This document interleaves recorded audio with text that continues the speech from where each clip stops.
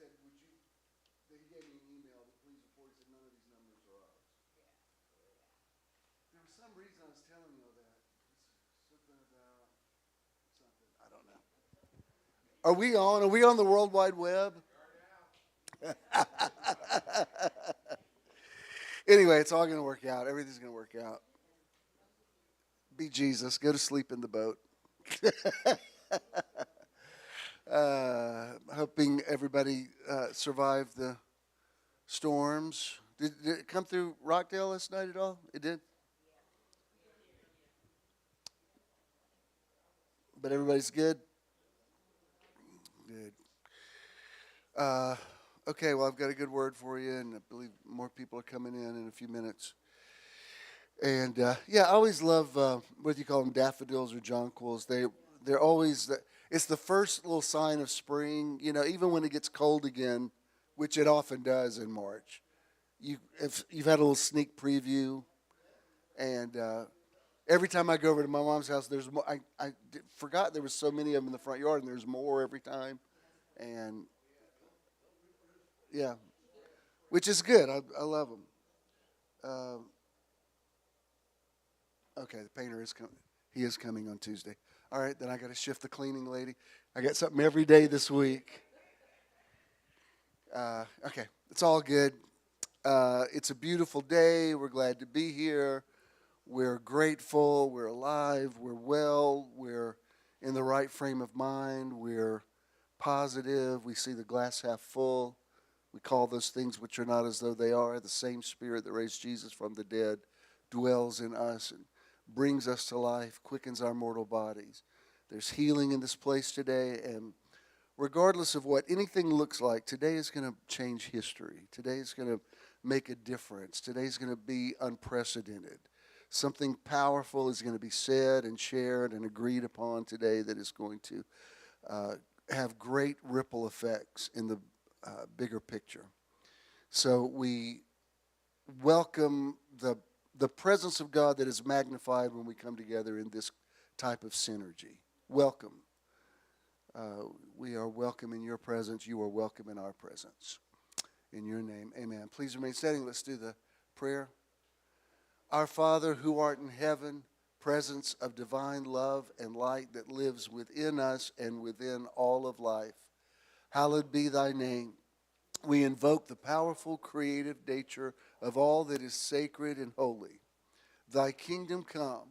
We embrace the healing essence that is the kingdom of heaven within us. Thy will be done.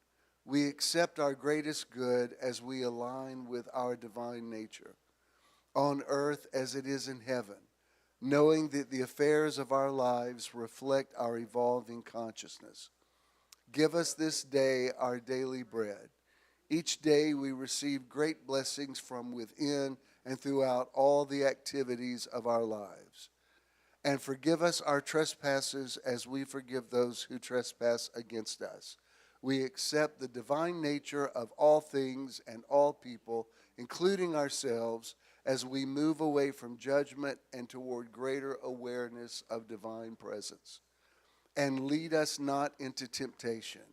We shall be vigilant in expressing and experiencing the oneness with all life. But deliver us from evil as we are learning to live without fault-finding and suffering. For thine is the kingdom and the power and the glory forever and ever. For we accept the consciousness of divine perfection with all its power and glory right here, right now, and forever. Amen. And so it is. Tell the person next to you, there's nobody I'd rather sit next to than you, and I really mean it. And then you may be seated.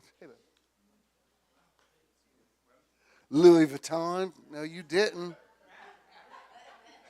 Wearing Louis Vuitton up here at the Atlanta Theater. That ain't right. I hope everybody got the message that we weren't here last week. It just, the planets kind of lined up. His vacation days kicked back in. And it was the last little bit of time I have before my life's about to take a little turn, which I heard you went by and did an adjustment. Thank you. You're a saint. And So anyway, we just drove down to Panama City Beach, and it was great. It was like nothing out of the ordinary. It was just, everything was great. It was just one of those trips where, oh, we like this hotel, like this room, like this bathroom, like this mirror, like this restaurant. Everywhere we ate, I liked what we ordered. I liked our service. It was just one of those, it was a little bit drizzly the first day, and then it cleared up, and it was beautiful, and it wasn't like I was going to be out surfing. You know what I mean? And it didn't take a lot to please me. I just really, if I'm going to go to a hotel, the bed really needs to be good, and I need ample pillows, and the air conditioner needs to work right, and all those things were great. And so it was great. We got some rest, and I can't, you plan for a trip, and it comes and goes, and you can't believe, like, that was it? Boy, you better carpe that diem. Like yesterday, he was saying, this time last week, we were driving down to Panama City. I said, well, glad we took some pictures, because you're there and you're gone, and boom. But anyway, and I got a lot of good feedback from the teaching that we did down there. And I'm actually going to sort of expand upon something I've talked about this week on social media platforms. So the only announcement I need to make is we got Meditation Weekend number 25 coming up on April 26th and 27th on Jekyll Island. And we do have some people coming this time that have not been before, and they're asking how we manage it. Just all you have to do is just click on the group. Everything is answered there, and it always works out. We have an amazing track record of communication.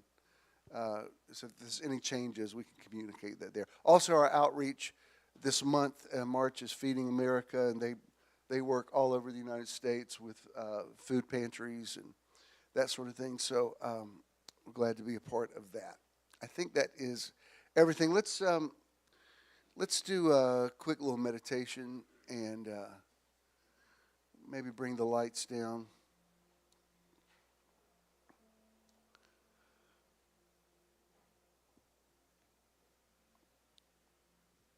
Sit up straight, both feet on the floor. If you're at home watching, just get yourself in a posture that's conducive to a good energy flow.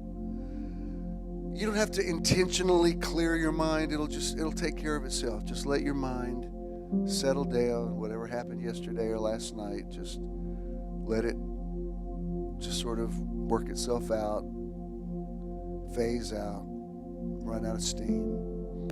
Whatever you're anxious about coming up this week, just let that go. Let's take a deep breath. We're going to inhale through the nose, hold it, and then out through the mouth. With every breath, you're going to become more relaxed, more serene, more at peace. Let's inhale. Hold it. And exhale.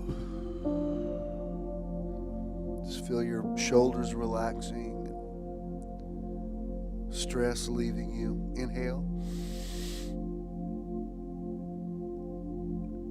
Exhale. In.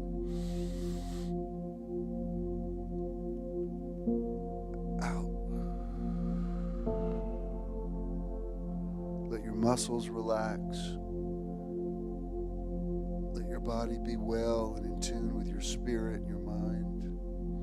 Inhale.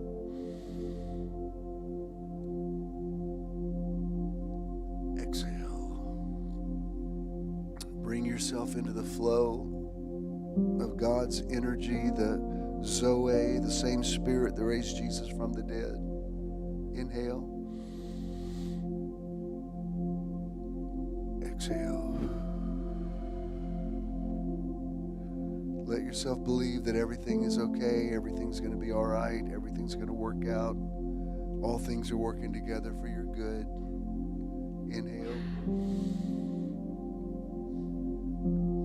Exhale. Now I'm going to be quiet for a few minutes. Just let yourself Just be in the moment. Just let yourself be present.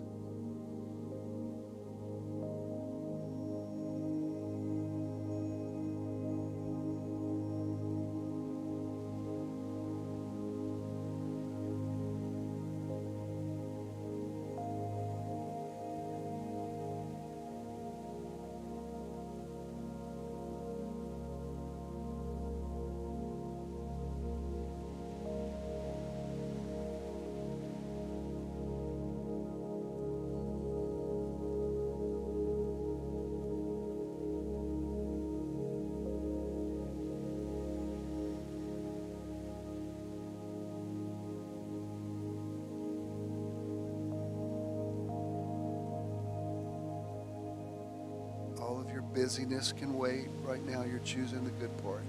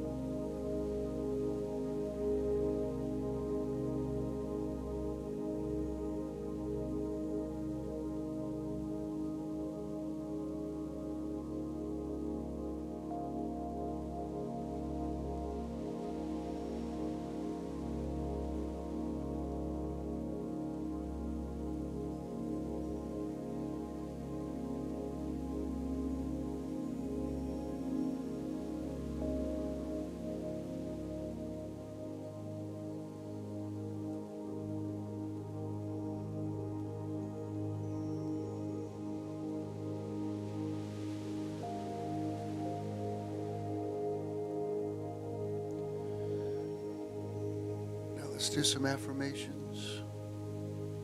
I am well. I am wellness. I am peaceful. I am peace. I am blessed. I am a blessing. I am whole. I am wholeness. Let's do about 3 more good breaths. Inhale. Fill up your lungs. Let your body be oxygenated.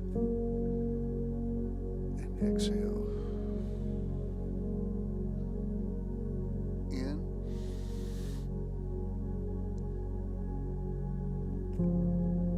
Out. Inhale.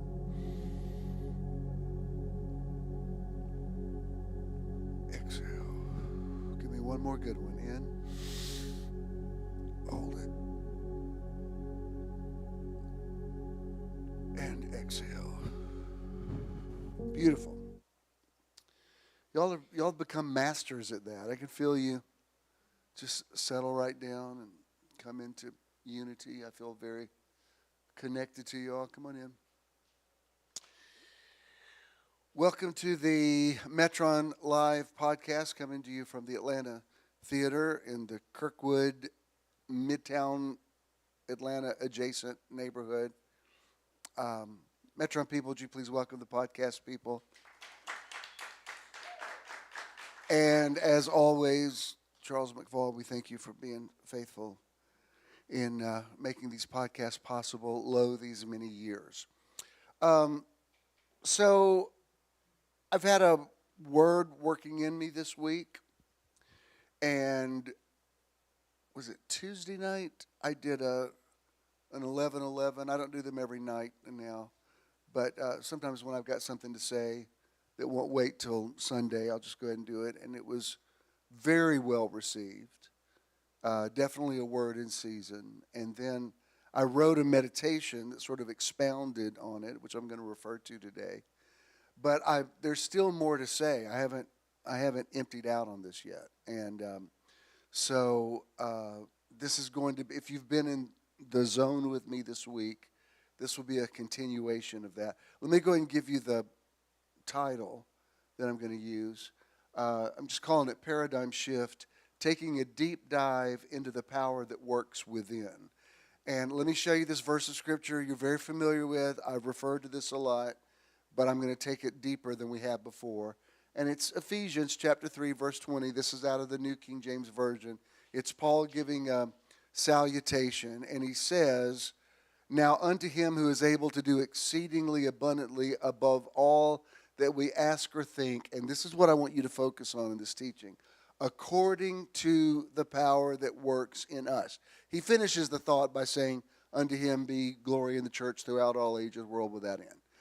But, and as I always say about Paul, you have to know how to rightly divide the word, because his teachings were inspired.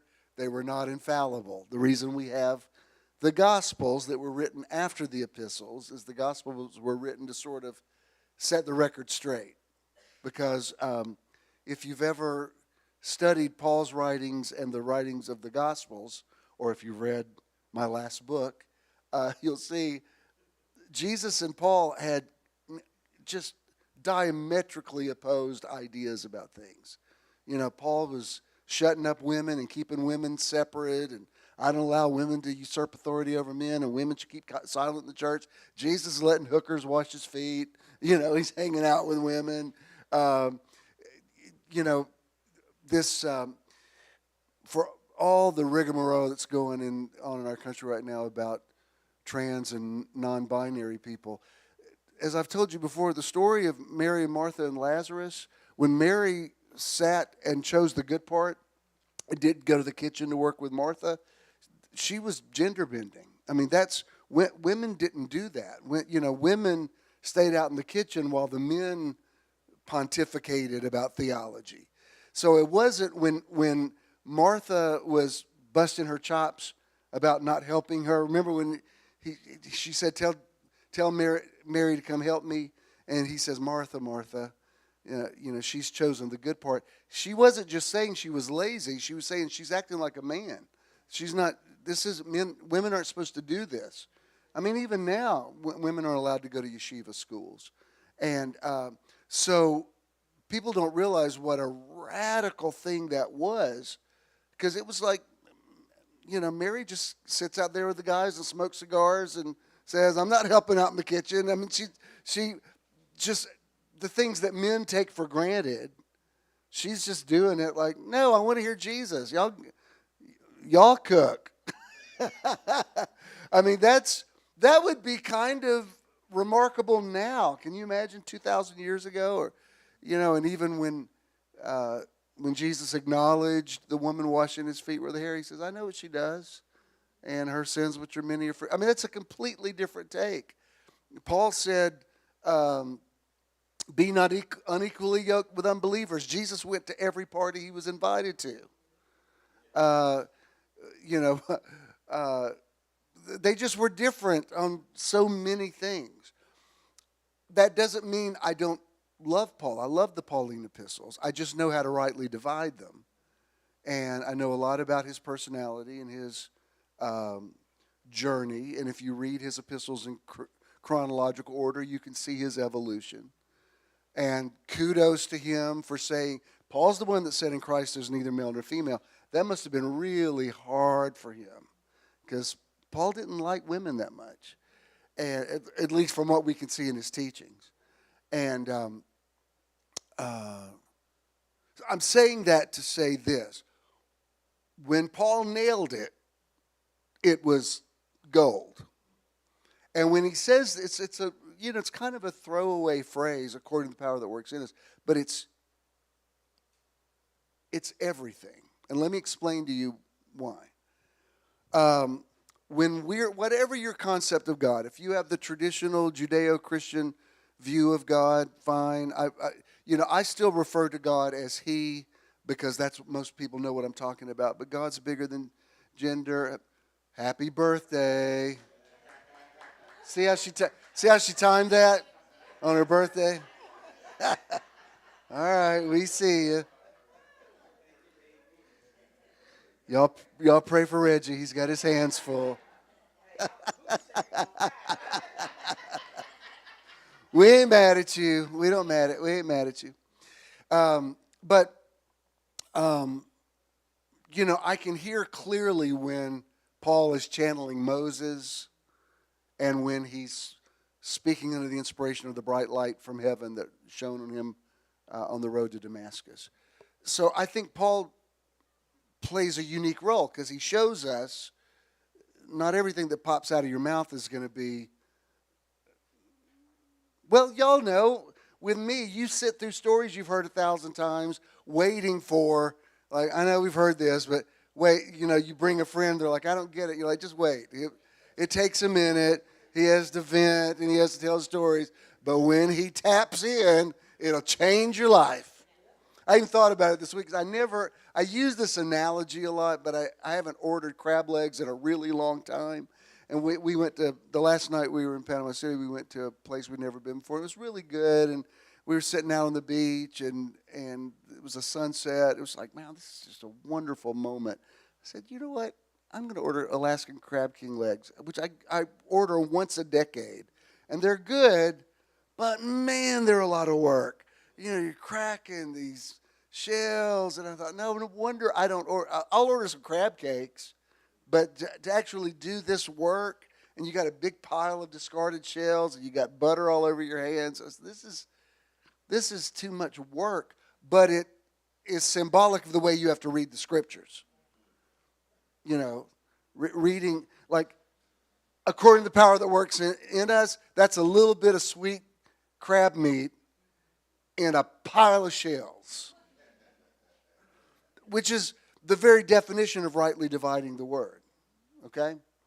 So let me tell you why this is important. And again, I've referred to this before, but I'm walking through it in my own life, and I know it's a word.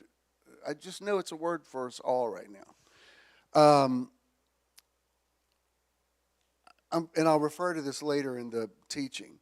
But when Jesus performed miracles, if you'll notice, there was always something transactional in the miracle.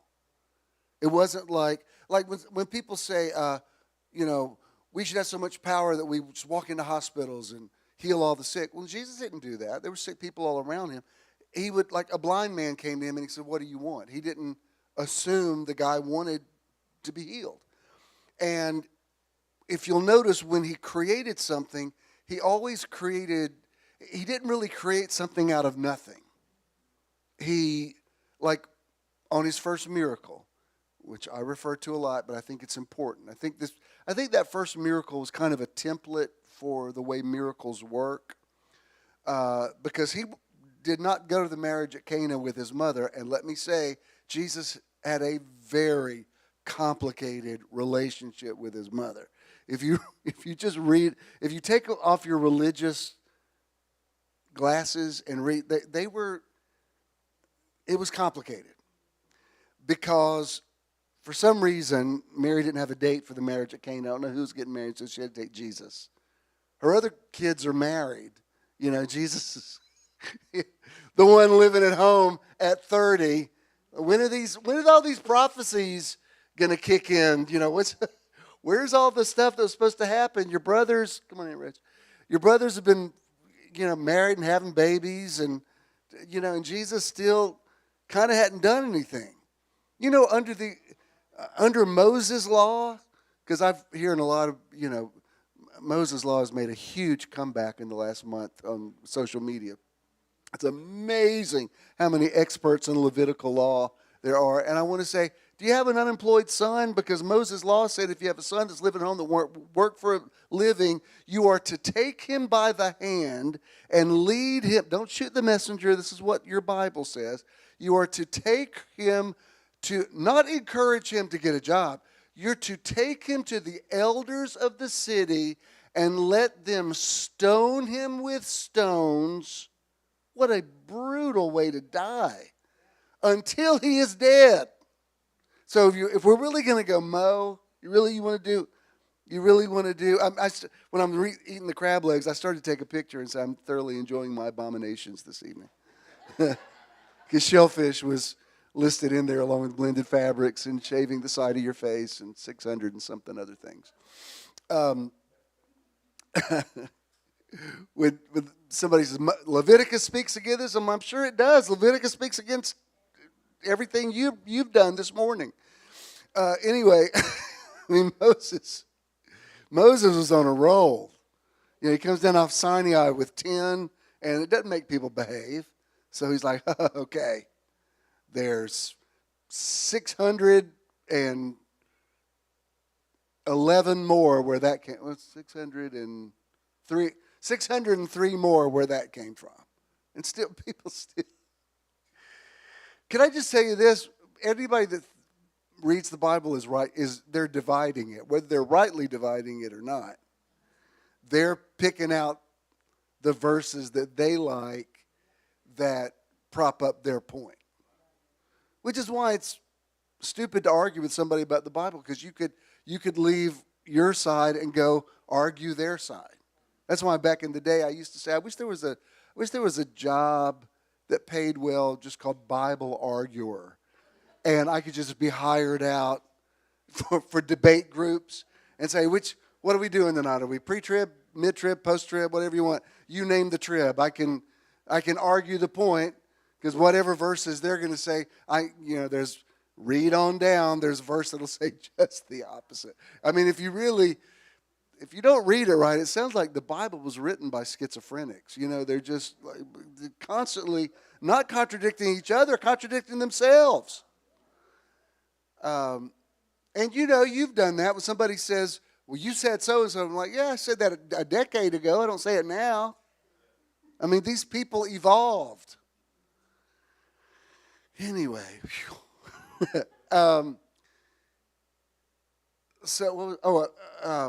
About Jesus being transactional. So, see how good I am remembering? It's good. I'm so happy when I remember. But she's the one that says to Jesus, they're out of wine. And he's like, so? I'm not the caterer.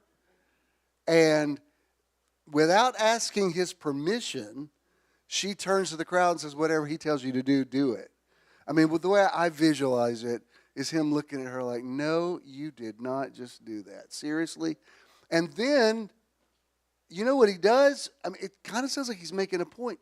He makes them fill up these water pots. It's close to 200 gallons of wine. I mean, that's a lot of wine at the beginning of a party.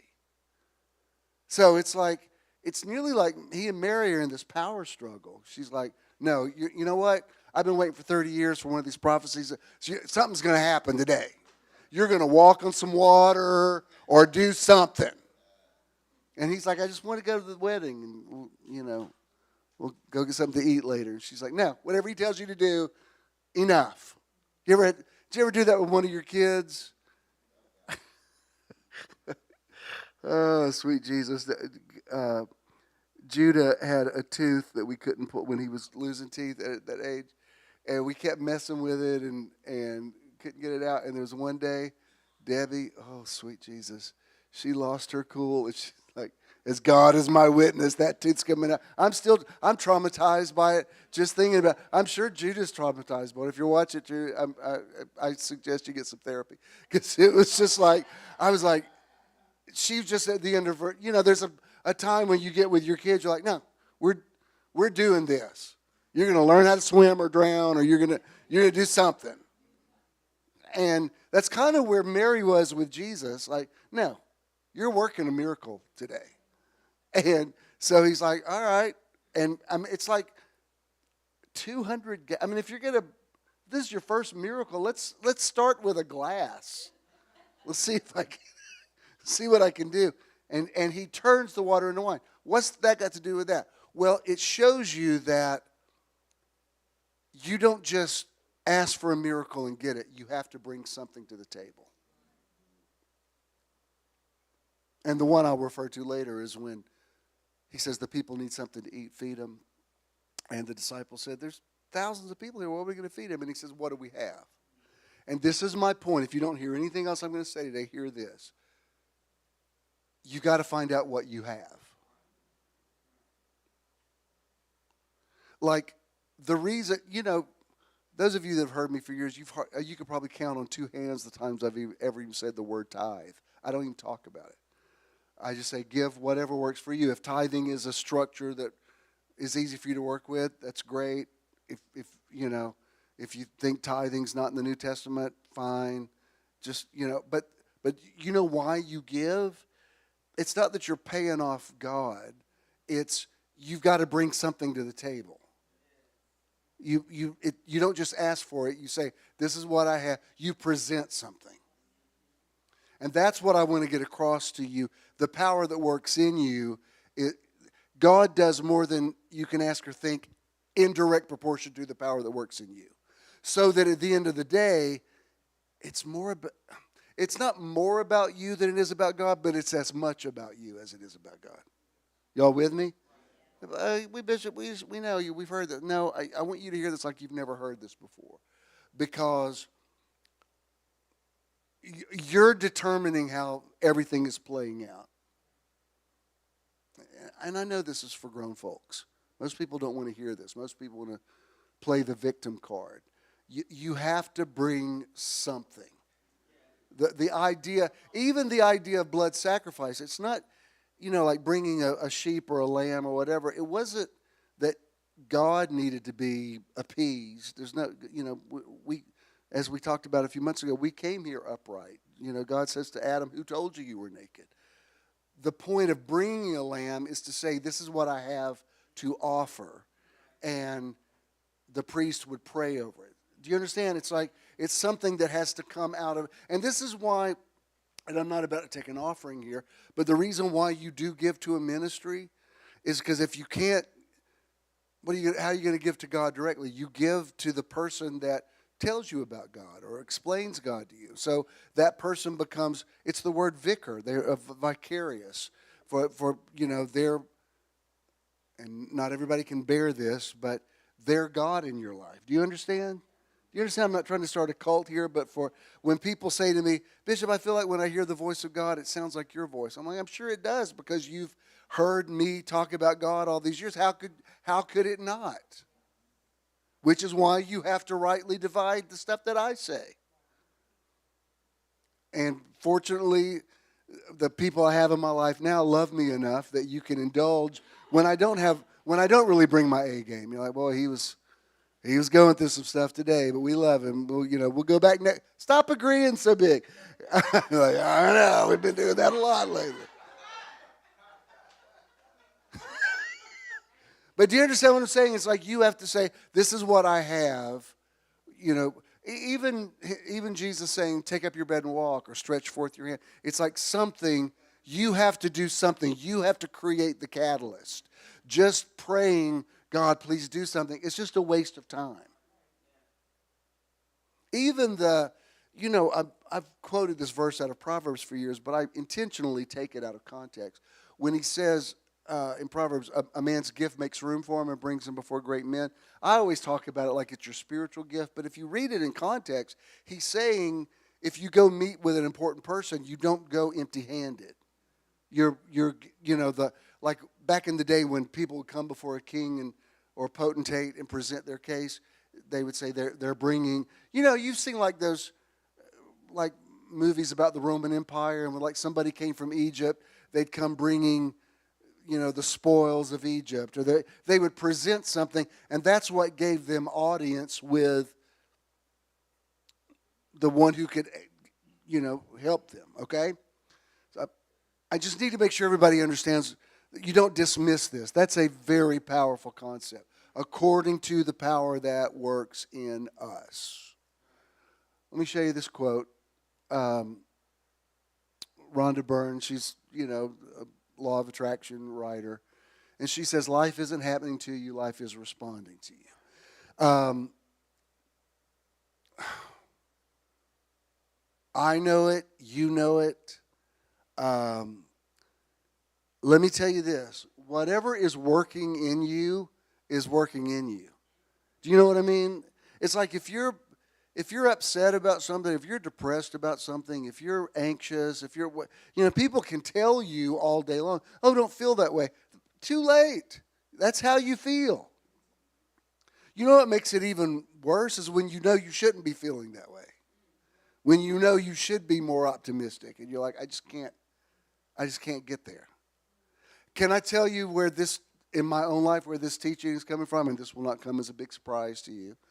But because of the transition that's about to take place in my life this coming weekend, I'm finishing out my mother at assisted living, and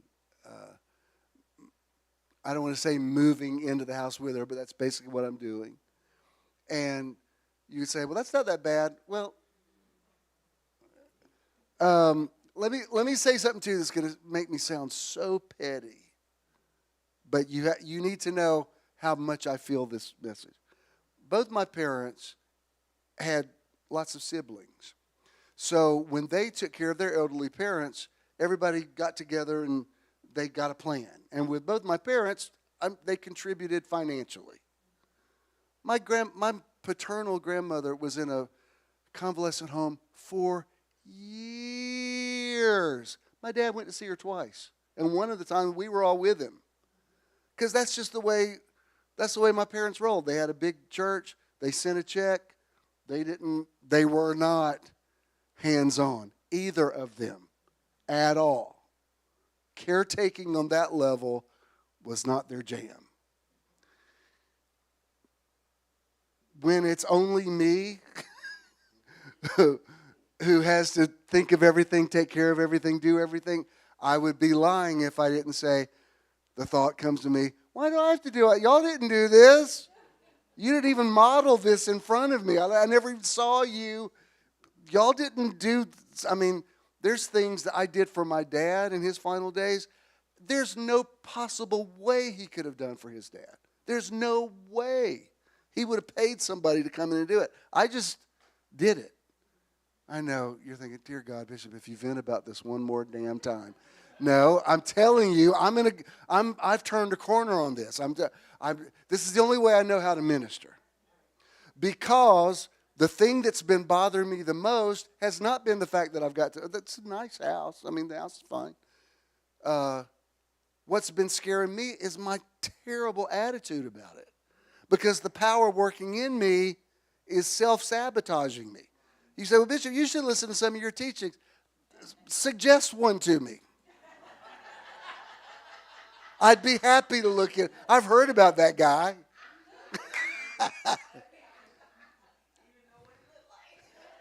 Like, which one? Which one worked for you? Send it to me. It may help. And sometimes, sure enough, some days I read A Year in the Now and I'm like, thank you, 2001 me, because that actually did help 2025 me. But not every day, and as I've told you a billion times, just because you have a gift to teach it does not mean you have a gift to live it. And what's been bothering me for months now is I've got to shake out it. This isn't going to be good for me.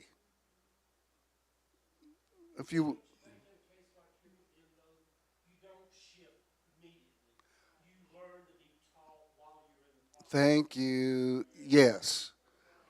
And a few weeks ago, I've just determined when I meet with the boys on Wednesday night, like, don't even mention it. Just don't. I cannot talk to them about it again. But even Jonah said, Dad, could you just promise me before you move in with Mimi, you'll get some therapy? I'm like, yeah,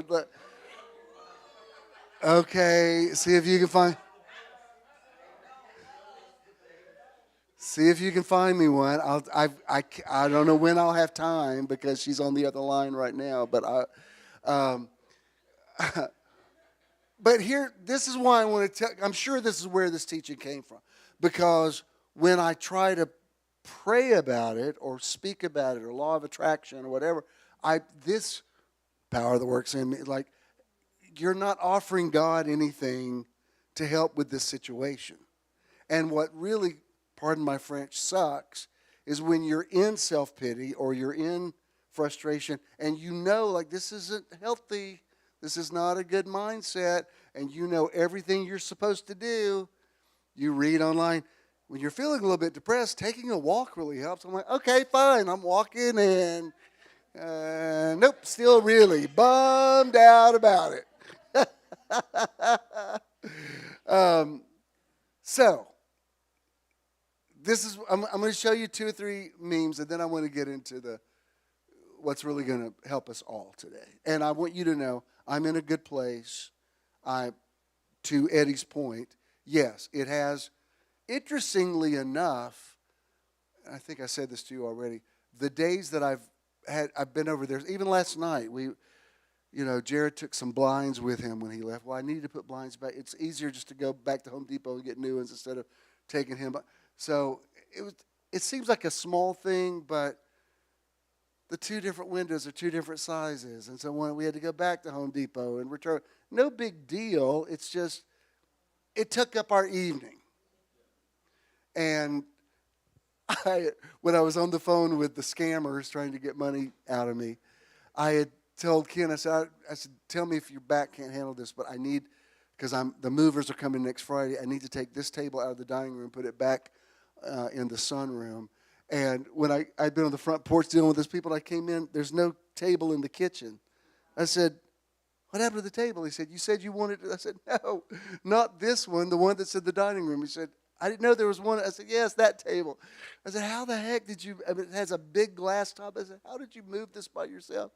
He said, I just did. He said, you were out there so long with the people on the phone. I just thought, so we had to move all that. Anyway, my point is, being there so much, because I went through a period of time where I didn't even want to drive back in that neighborhood again. It was just too many painful memories. And little by little, I've felt some ownership of it and things that I thought, if I'm going to live here, there's some things I got to change. And I tell Mom, I said, I've made some changes at the house. What have you? I said, you'll like them. But I'm like, more importantly, I'll like them. Because if I got to be there, I got to get some environmental changes, which is fine. And to your point again, gradually, I remember there was a day not too long ago that I drove past a corner out on a street. It was one night where my dad didn't know who I was, and it was one of the worst nights of my life, and I'm trying to keep him from walking into traffic, and I can't. He doesn't know who I am, and it was horrible. And I called Ken. I said, wherever you are, please come help me. I don't know what to do. And he came, and he, even in Dad's dementia, he would respond, which is very ironic, but he would respond to Ken, and Ken could talk him. I'm sure Dad was picking up me being frantic, and we got him back home. But I remember it was just a couple of weeks ago, I drove in that neighborhood and passed that place. It's the first time in 5 years that I haven't thought, oh, that's where that thing happened. It's like now I just drive in and I don't think about it. When you've had trauma, it kind of floats around in your head till you figure out what to do with it. And so I figured out little by little, line upon line, precept upon precept. A few days I've actually driven over there and looked forward to it. I'm like, well, this is new. I haven't, because usually I'm on 78 just like, nobody knows the trouble I've seen. And now I'm like driving, listening to comedy, and this is going to be a good day. And so what's I got to do with this? Everything. I'm about to change your life. But let me show you these next. Dr. Dispenza says this. The only way we can change our lives is to change our energy. To change the electromagnetic field we are constantly broadcasting. In other words, to change our state of being, we have to change how we think and how we feel. Let me show you the next one. Eckhart Tolle says this. The power is in you. The answer is in you. And you are the answer to all your searches. You are the goal. You are the answer. It's never outside. Now, the traditional church wouldn't have said that. They said, no, it's not, it ain't me, it's God. Not according to what Paul said. God is able to do more than you can ask or think according to the power that works in you. So instead of working on a miracle, working on yourself is really the more practical thing to do. Don't pray that God changes it. Pray that God changes you and you change it. That's how it works. Because if you're praying out of a victim mentality, it's just pointless. I understand it. I empathize with it. I get it. But it doesn't help anything. Because all you're offering to God is, here's my victim mentality. Well, according to the victim mentality that works in you, this is the best I can do. You hearing me? So you have to concentrate on you. You have to get, and again, to your point, you have to give yourself some time to say, I'm not there yet, but I will get there. I will get my head around it. Jesus said, if there's any way, let this cup pass from me. No? Okay. So he got his head around it. By the time he stood in front of Pilate, he clearly had made peace with it. When Pilate said, why don't you make a case for yourself? Jesus was like, you're too late for that. I've already been in negotiations about this. And, when you finally closed a chapter on indecision and said, no, this is what I'm going to do. The director of the assisted living called me and he said, I have this company out of Nashville, and they can work with you, with financing for these things. If this is too much of a financial burden, I have them on another line. Can you talk to them? I said, no, I didn't ask for that. Like I've already worked. This is what we're doing.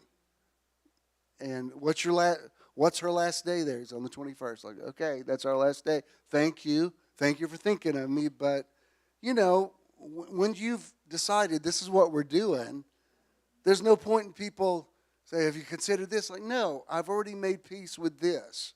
And it was kind of a journey to get there.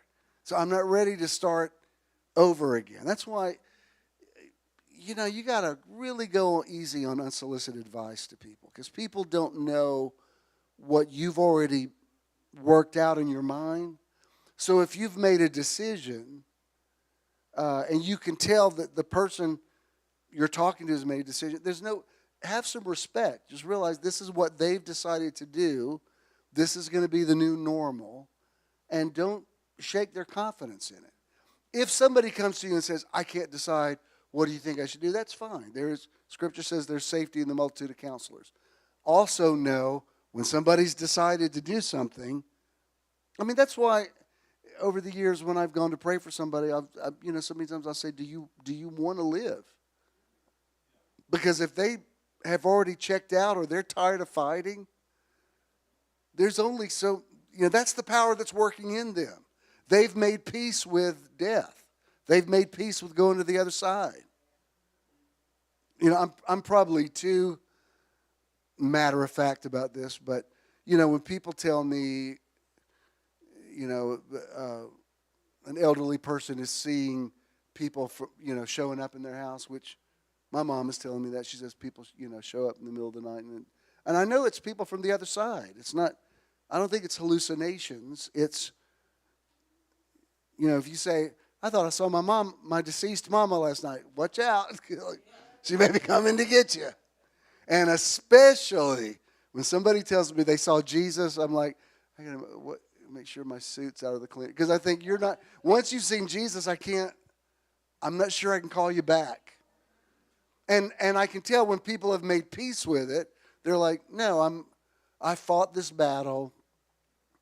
And so I take my cues from somebody else. If they've got the will to fight, then I'm going to fight with you. I'll agree with you every step of the way. Not try to talk you out of it. Am I being too real? Yeah? All right. My next point is airplay. How to use... Have we lost our connection? Okay. It's fine. I can... No, that's not it. It's coming back. Okay. Show me number 5, please. This is Proverbs chapter 18, verse 9 in the Amplified Classic. I've used this before. Let me tell you, I use this verse very gingerly because this is a lot to lay on somebody. Again, don't shoot the messenger. But this is how it says it in the Amplified. He who is loose and slack in his work is brother to him who is a destroyer. And he who does not use his endeavors to heal himself is brother to him who commits suicide. I don't know of another verse that puts more personal responsibility on the individual. It says, first of all, it talks about he who is loose and slack in his work is brother to him who is a destroyer. You could say, well, I didn't burn down my house. Yeah, well, if you didn't take care of it, you basically burned it down just a lot slower. Everything in life has to be maintained. Everything does. You could say, oh, I could think of so many analogies. That's why when people say,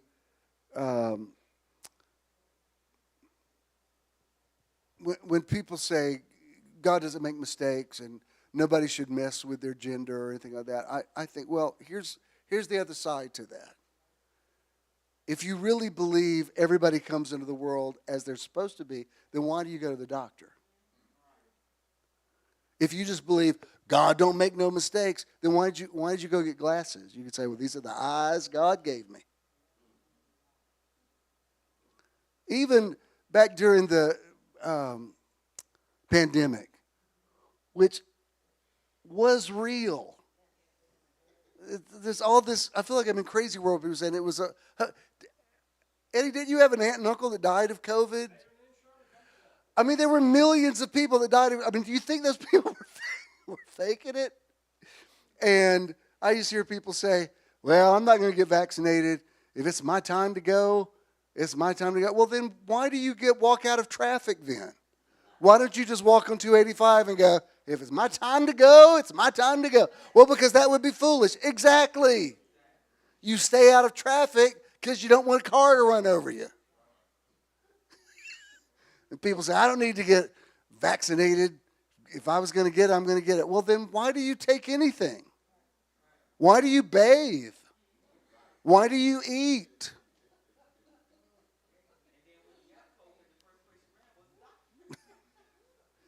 Do you understand what I'm saying? You know, people say, I just trust God. No, you trust yourself. You're doing stuff all the time. The fact that you got up this morning and made coffee and did whatever your routine is, it was a step toward not dying. But, like in the morning when I get up, I have, my same routine. There's a way I turn on all the lamps and I make my coffee and I go brush my teeth and I do. And sometimes it feels like one of those movie montages where you're like, I feel like I just did this like 10 minutes ago. Like, what day is it? But the fact that you still do it means, I haven't given up yet. I'm still alive. But let me tell you something. You know how you live? You want to live. I don't want to oversimplify it, but you have to want to live.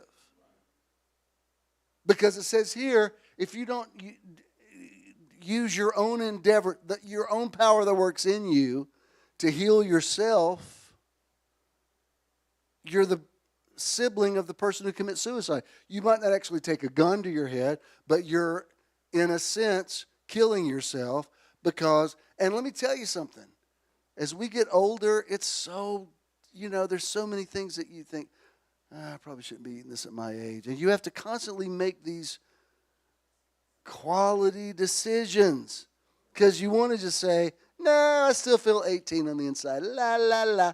Can I give you some reality check? You ain't 18 anymore.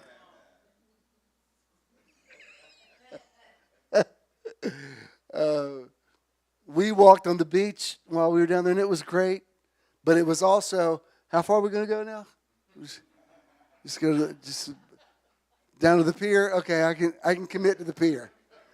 And once we got to the pier, I'm like, he's still walking. I said, I only promised the pier.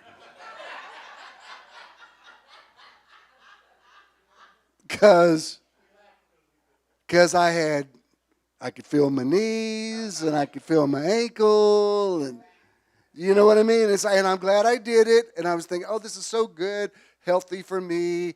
You know, I'm getting vitamin D and I'm relaxing, and you know, the sand on your feet makes your feet all smooth. It's like getting a pedicure, and it's like, this is all systems go. But now how far are we going? Because if he had said, we're just going to walk till we give out, I'd be like, well, good luck with that. I like to be able to look back. Where was the hotel? Okay, I said right there. Because I got to make sure, walk on as long as you want to. I got to make sure, did I bring my key with me? Because Daddy might be going back to the room. There was a time, I mean, when I was a kid, when we drove up into the parking lot of whatever motel we were staying at, I already had my bathing suit on and just got out of the car and ran right into the waves. Now, I'm like, oh, yeah, there's the ocean. It looks so good. Where do you want to eat? And we'll get out there. I'll enjoy it. I mean, I love it. I want to be near it. I want to look at it. I want a balcony. I want a hotel room with a balcony to look at. I want to hear the waves. Do I want to go out there and tread water and out there with the sharks? Maybe not so much. When I was a kid, never thought about it. I can remember, especially a couple of trips we went with my cousins. It was so great to be with other kids. And one year we went, I played so hard they couldn't even wake me up. Like they thought I had like sun poisoning, but I'd just been out all day and I was just exhausted. Now, all day. That's why I try not to be a bad sport when we go with his family to Daytona, but I'm like, I know this is their vacation, but I can't lay on that beach all day long out there. I can't do that. So tell everybody I'm not being a bad sport, but that's not going to happen. And they don't care. They knew. In a couple of weeks, we will have been together 13 years, so they know. Like I love all y'all, but hours and hours and hours and hours and hours in the hot sun, I don't think so. And I want you to enjoy it. So,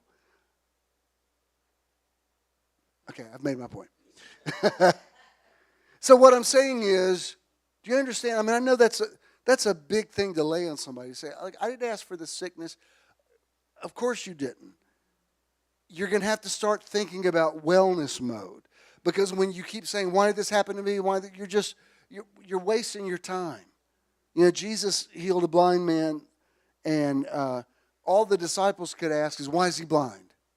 Is he blind because he sinned or because his parents sinned? And Jesus said, you've missed the point. It's so that the glory of God could be demonstrated. If you keep saying, if you keep focusing on what you did wrong to make yourself sick, if it's not moving you in a positive direction, it's just negative. What you have to concentrate on is, how can I get better in my thought life?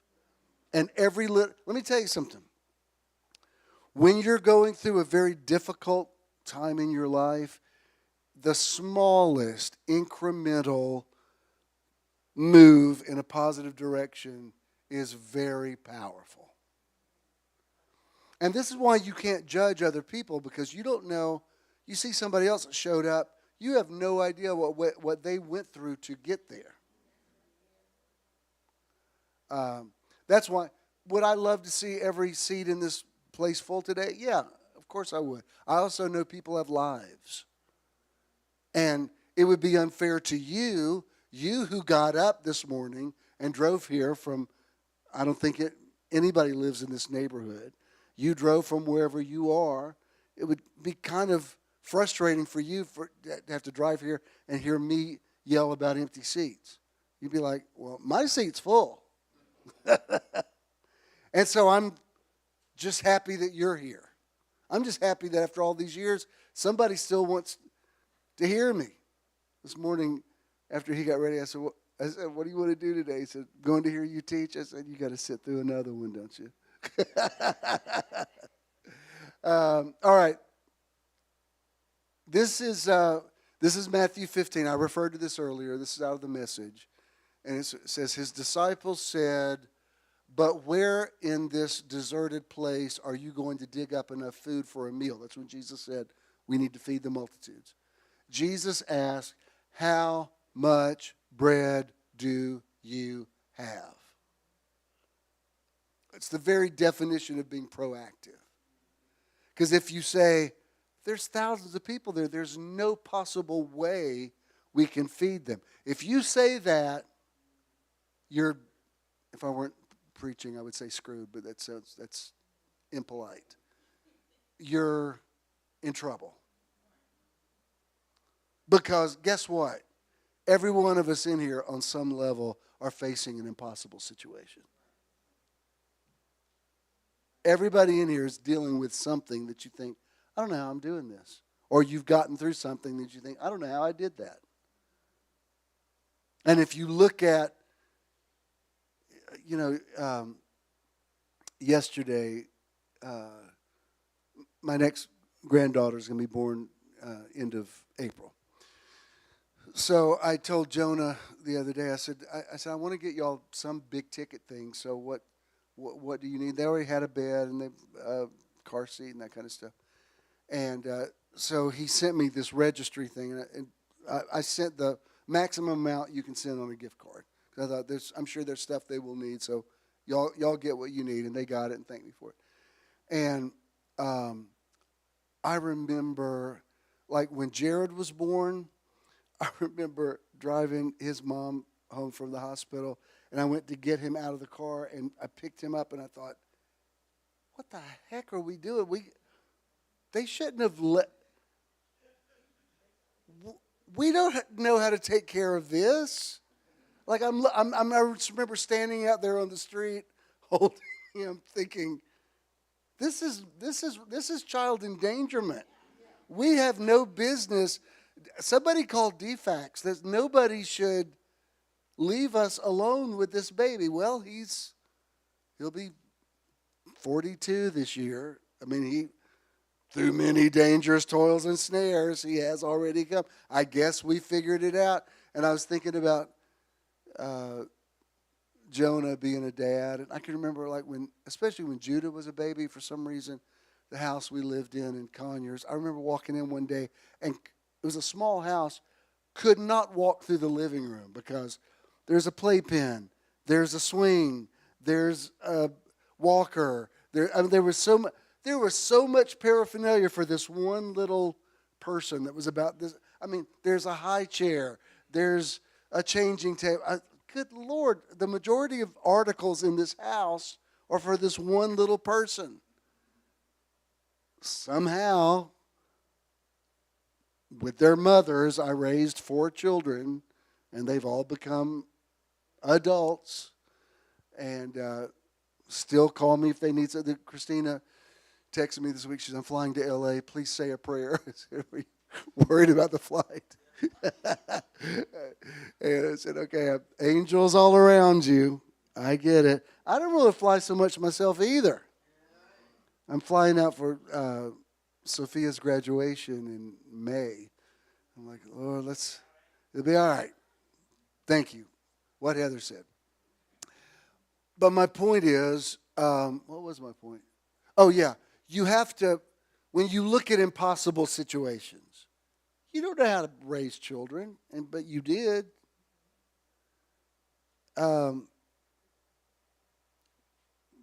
You said this to me a few weeks ago when I was talking about recognizing the divinity in you, and you were talking about the fact that you went to school later than most people do and became a very successful chiropractor. Like, you were at a place, and correct me if I'm wrong, but most women would say, well, I'm not opening another chapter. And yet she did. She had this whole other life. You can't do that. What were you thinking? That's crazy talk, right? You're a mother. You should take care of your kids, not becoming a doctor. Think about the impossible things that you've done. This going to the beach was the first time we've been back on the beach since his strokes. And that's one reason I did want to walk on the beach, because the fact that, oh, wow, we're still here, and he's still here, and he can walk.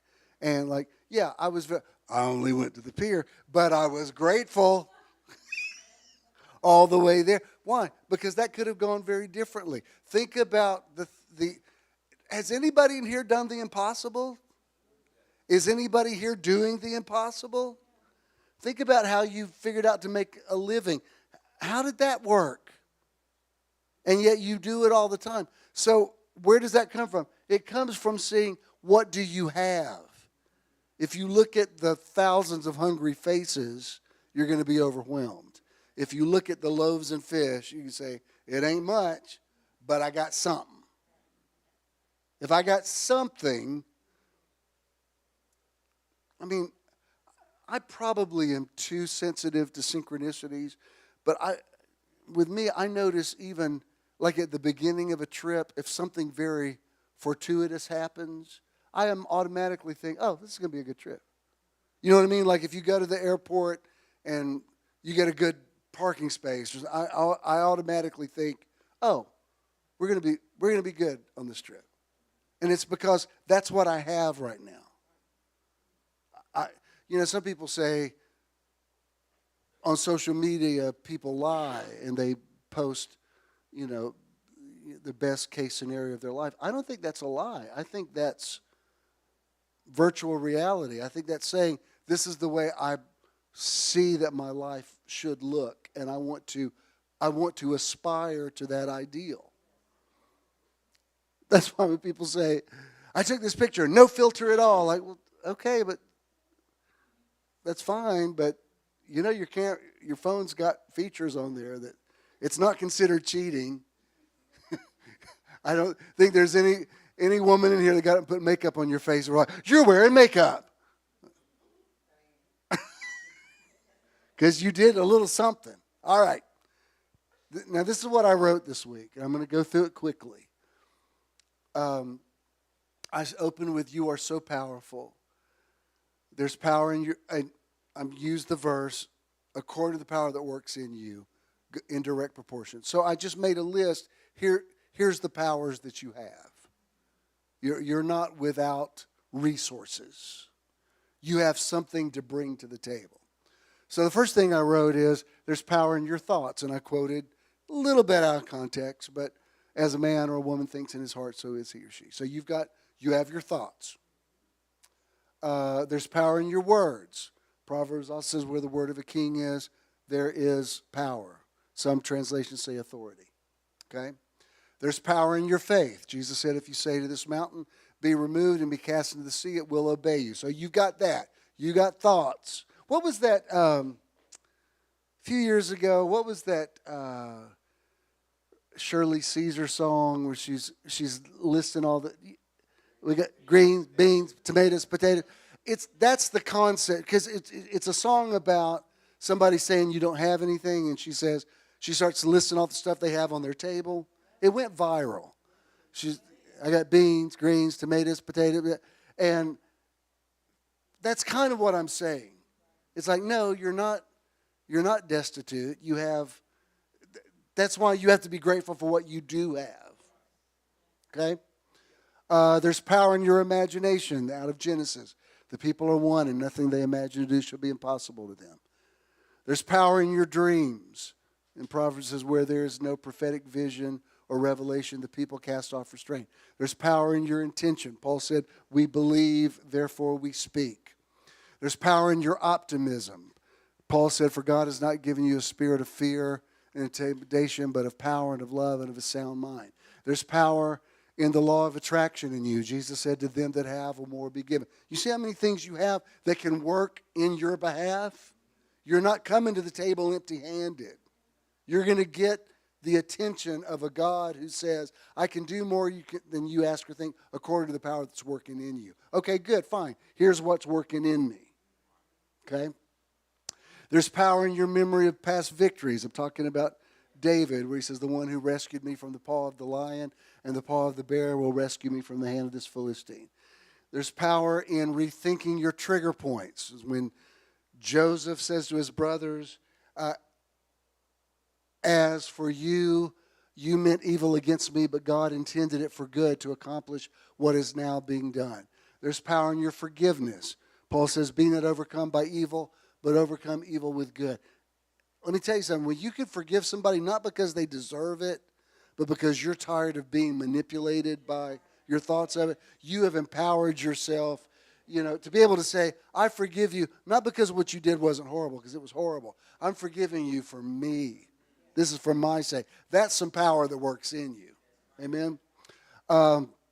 There's power in you simply showing up. I'm referring to the woman with who washed Jesus' feet with her hair. Jesus said she's done what she could. What could she do? She knew how to, I don't want to say come on to a man, but she knew how to approach a man. He said this is what she knows how to do. That's a really loaded statement. It'd be like Snoop Dogg showing up and handing Jesus a blunt. And he was saying, well, he did what he could. This is what he knows. This is what he has. Do you understand? I don't think Jesus would judge that. I think he would say, this is his area of expertise, and this is what he's presenting me. Bishop, are you saying Jesus would have taken a puff? I don't know. Work that out with Jesus. I'm just saying, I see the precedent. Jesus didn't turn people away. He said, this is what she could do. And most people say, I think she can do a whole lot more. He said, no, that's enough. We get the point. There's power in believing that, this one's so important. There's power in believing that everything will work out. And of course, Romans 8:28, we know that all things will work together for good. I'm telling you, just the simple saying to yourself, everything will work out, is very powerful. All these things are working in you, and in direct proportion, he is able to do more than you can ask or think. There's power in your persistence. In Proverbs says, the hand of the diligent shall rule. There's power in your life force. Romans says the same spirit that raised Jesus from the dead will also give life to your mortal body. There's power in your self-esteem. This is in Isaiah where he says, put me in remembrance and remind me of your merits. There's power in your vision. He says, whatever you ask in prayer, believe that you have received it and it will be yours. That's where Jesus says, visualize that you've received it. There's power in your ability to make good choices. I set before this in Deuteronomy, he says, I set before you life and death, therefore choose life. There's power in the simple fact that you haven't given up.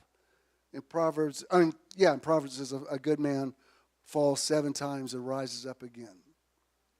There's power in your movement. In Proverbs, it says just the path of the just is as the shining light that shines more and more into the perfect day. That's why sometimes when you don't know how the thing's going to play out, you just got to get started. You just got to do something.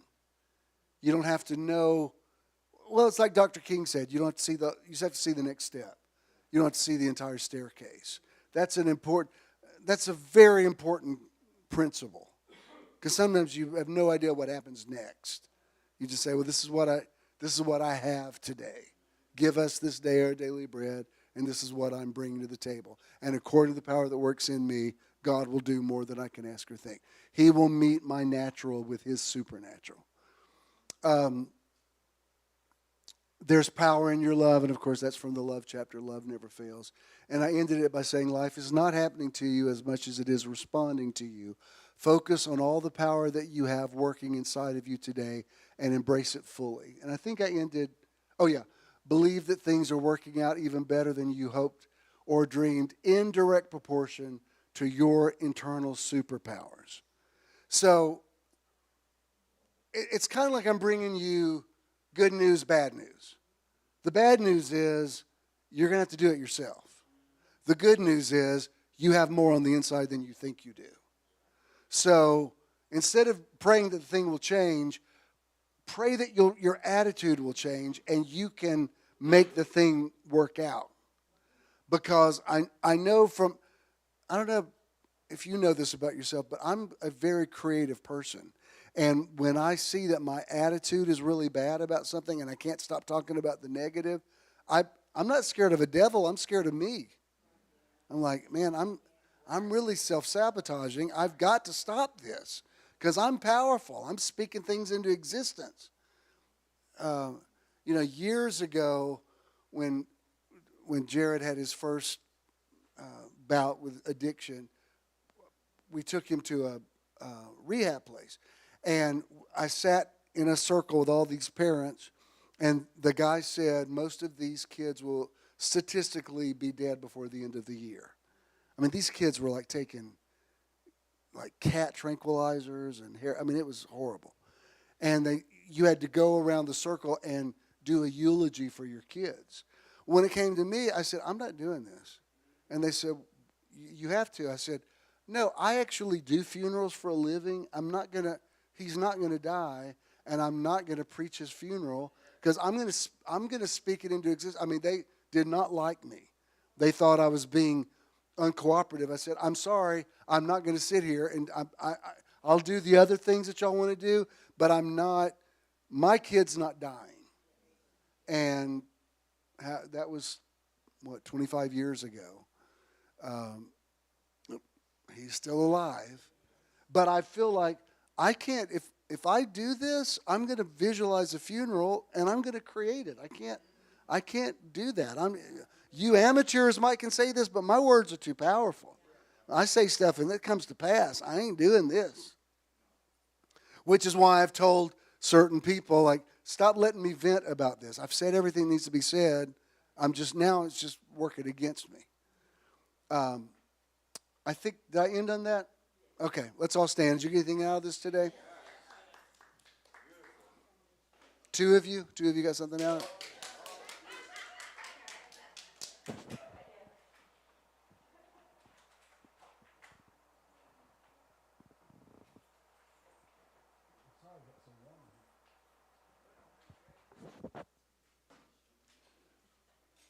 Ain't that cool?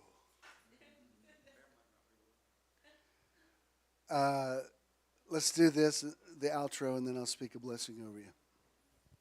Contributing to Metron is quick and easy. You can give anytime using any smartphone. Text the amount you would like to donate to 404-620-5044. You will then receive a notification that you successfully completed your donation. You may also visit bishopthenow.com and click the support tab to give there as well. When you contribute to Metron, you're also donating to the charity or organization of the month.